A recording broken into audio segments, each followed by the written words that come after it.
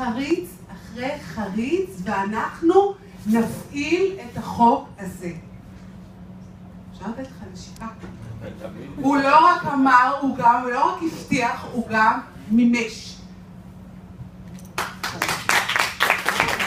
ועל זה אנחנו מודים ומוקירים. ויש לנו גם לך חצי קילו זכוכית. רק רגע.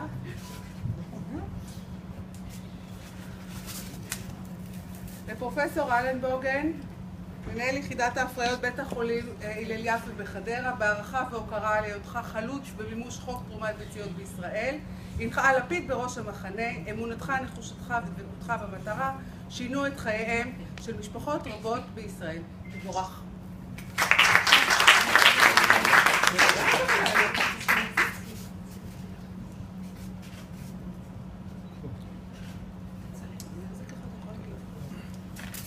אני מבקש כמה משפטים לומר, ואני באמת קצת מתרגש, כי אני באמת לא ציפיתי לזה. אני הוזמנתי לכאן, ואני יודע שעופרה לחצה עליי לבוא, אבל אני לא יכול לומר כמה מילים על עופרה. עופרה. מה? רוצים להגיד עליי? עליי? ואני מיד חזו ככה. אני מודה שאני נדבקתי מעופרה.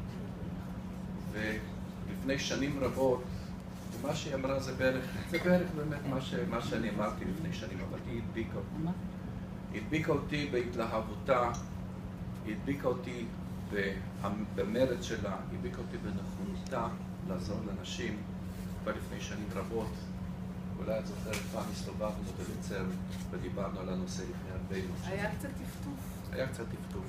אבל הטפטוף הזה שהיה אז עזר להבין עד כמה שהיא צודקת להירתם לנושא הזה ולבוא ולנסות ביחד לקדם את הנושא בארץ, ואני חושב שבזה הצלחתה וגדולתה האדירה שלא הרפתה לרגע אחד. ואם מותר לי למירה, אני לא יכול בלי להגיד מילה למירה. מירה הייתה כוח המניע, הייתה המנוע האדיר שמאחורי חקיקת חוק תרומת הביציות במדינת ישראל.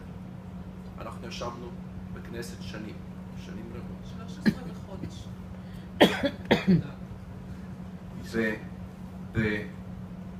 ובנכונותה, באמביציה אדירה שלה, אבל במיוחד בחוכמתה לדעת כיצד לנווט בין הפלגים השונים, בין הדברים השונים, בין הכוחות השונים שהיו ומשכו לכיוונים שונים, היא למעשה זו שהצליחה להביא בסופו של דבר, אחרי מספר ועדות ומספר כנסים ומספר חברי כנסת ומה לא, להביא לחקיקת החוק. כך שאם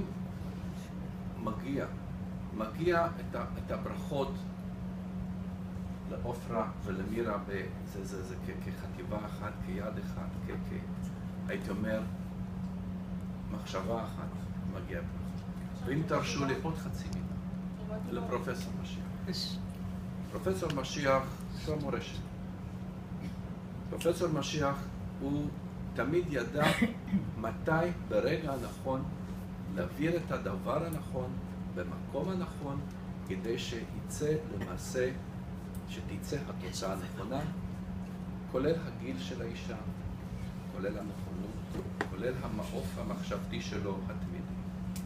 ואני חושב שלשלוש האנשים האלו מגיעות את כל הברכות. ותודה רבה לשגרירות צרפת שנתן לנו להיות פה, תודה רבה לכם, תודה רבה על הכבוד שהוענק לי, שאני באמת מתרגש. עופרה, פעם אני רוצה לתת.